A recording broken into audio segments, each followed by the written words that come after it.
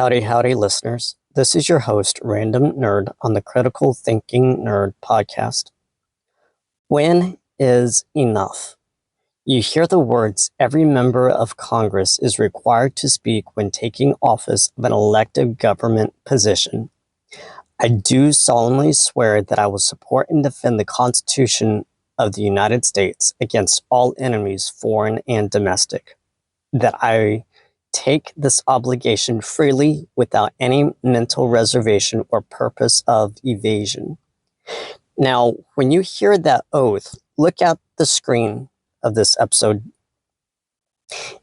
It's a grid of faces, senators and representatives from both parties, each stamped with one logo, AIPAC, the American Israel Public Affairs Committee, and the dollar amounts that pro-Israel PACs have spent to keep them in office or destroy their opponents. Today's episode is built around a single question. When is enough? The oath versus foreign entanglement. Let's start where every congressional career starts, with that oath. On paper, the meaning is simple. Your loyalty belongs to the Constitution and through it to the American people, not to a party, not to a corporation, and certainly not to any foreign state. But when you pull back on the ceremony and look at how Congress actually behaves, we see something else. We see members who are financially dependent on a foreign-aligned lobby to get elected, stay elected, and crush any challenger who dares put American sovereignty first. Look at that poster, the Israeli Lobby PAC Wall of Shame. These figures reflect career totals of pro-Israel PAC spending for and against members of Congress. AIPAC-aligned money is the single largest donor for dozens of them. Money is not proof of treason. Money is proof of leverage, proof that if you cross that lobby, you can lose your seat, your career, your status overnight. So ask yourself, how free is that oath when your political survival depends on keeping a foreign government's lobby happy? Section 219, merging our military with Israel. Now let's talk about the vote that triggered this episode. The National Defense Authorization Act, H.R. 8800. The House has just passed a $1.1 trillion Pentagon and war spending package by a razor-thin 216 to 212 margin. Buried inside that bill is Section 219, the United States-Israel Defense Technology Cooperation. This isn't just a feel-good statement about cooperation with an ally. It creates a permanent Pentagon office whose job is to integrate U.S. and Israeli defense research, development, testing, evaluation, and industrial production, including our military technology and supply chains. Congressman Thomas Massie, one of the few who still treats sovereignty as a real word, tried to strip this section out of the bill. He called codifying the integration of our military tech and supply chains with any foreign country dangerous, and warned that Section 219 is a betrayal of our sovereignty. The House Rules Committee refused to allow his amendment to be debated or even voted on. The leadership's message was clear: the merger goes through, and you will not be allowed to publicly say no. Massie voted against the bill. A handful of Republicans and over 200 Democrats joined him. But 209 Republicans and 6 Democrats were enough to push it through the House. Let me repeat what that means in plain English. Congress, United States Congress, just voted to embed a foreign state deep inside the heart of our defense research and industrial base. They did it after blocking debates on one amendment that would have protected our sovereignty. You tell me, does that sound like a legislature that takes its oath seriously? AIPAC's money and captured sovereignty.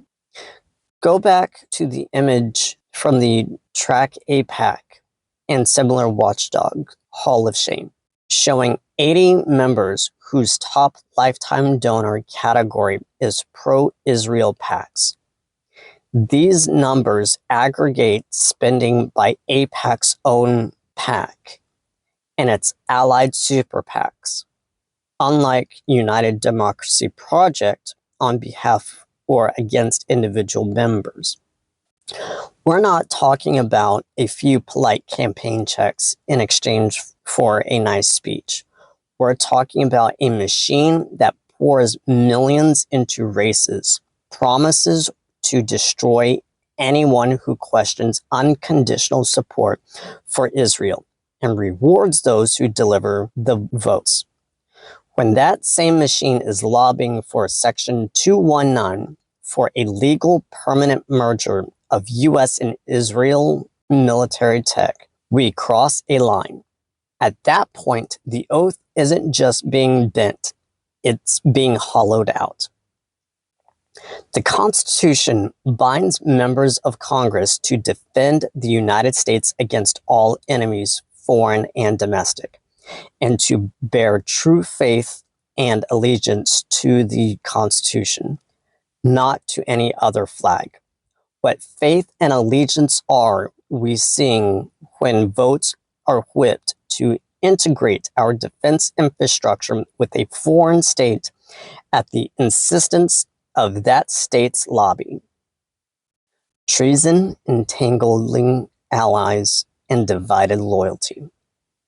Legally, treason in the United States is defined very narrowly, levying war against the US or adhering to its enemies, giving them aid and comfort. So when I say Congress is actively committing treason, I'm not making a courtroom argument. I am making a moral argument about divided loyalty. The founders warned against entangling alliances because they understood what happens when your nation's fate is wielded to another's ambitions. You lose the ability to say no. You lose the ability to act solely in your own people's interest. Today, entangling alliances don't just show up as formal treaties. They show up as captured legislatures where a foreign lobby can block amendments, push through integration clauses, and punish any representative who dares to prioritize American independence. If you take an oath without mental reservation and then vote to merge your country's military and industrial base with a foreign state under pressure from that state's lobby, what else should we call that but a betrayal? When is enough? A citizen's line in the sand. AIPAC donations to U.S. Congress members.